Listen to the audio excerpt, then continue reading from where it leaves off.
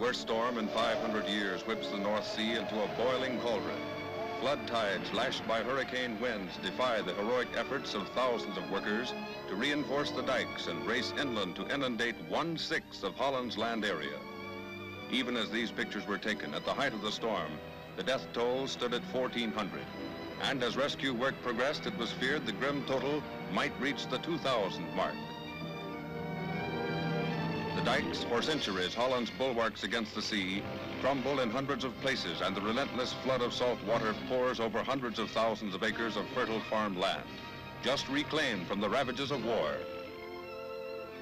Every available vehicle is pressed into service as the entire nation is mobilized to fight the disaster. While some livestock could be salvaged, the major portion perished in the raging flood waters. This loss alone cannot yet be estimated, but will run into the millions.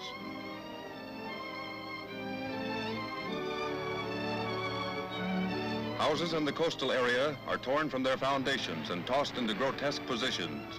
Others are crumbled where they stand. Help from 6 nations is rushed to stricken Holland, and the Army and Navy are mobilized for rescue work. Women and children first is the order, as 30,000 or more are driven from their homes, some of them in pitiable condition from exposure to the biting northwest winds. So they sit amid the wreckage of a lifetime of work, stunned and mute. Emergency supplies of clothing pour in from 6 nations for those driven from their homes destitute. Transportation along the coast is completely paralyzed as road beds for miles are entirely washed out. Doughty Holland, whose courageous recovery from a devastating war, suffers a stunning blow from her ancient enemy, the sea, ever at her door. The same storm-driven waves smash the Belgian lowlands.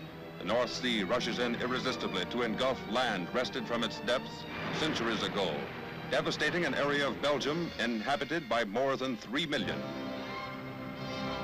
Casualties here have been comparatively low, only 20 reported dead, but the property damage is great, especially in the coastal cities of Antwerp and Ostend. Their harbor facilities totally disrupted, their streets a shambles. Ahead lies a painful reckoning of the storm's cost and an arduous time of reconstruction.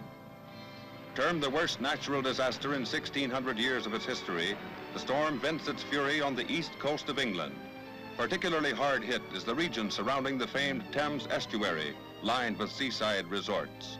Cottages are shattered like matchwood. A once thriving resort town is reduced to a shambles.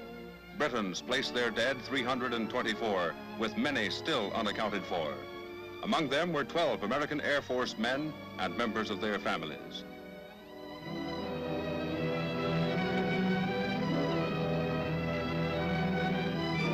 Fleeing before the onrushing flood are thousands of refugees. In England, as in Holland, the rich Kentish farmlands suffer untold damage to soil and livestock. The toll in shipping alone will run into millions of dollars as commercial and naval vessels are flung ashore. The entire coast of East Anglia is littered with the hulks. As the storm spends its fury, Britain and the Low Countries take stock. An estimated 2,000 dead, 1 million homeless, property damage that will take months to assess. A cataclysm that will be recorded in history.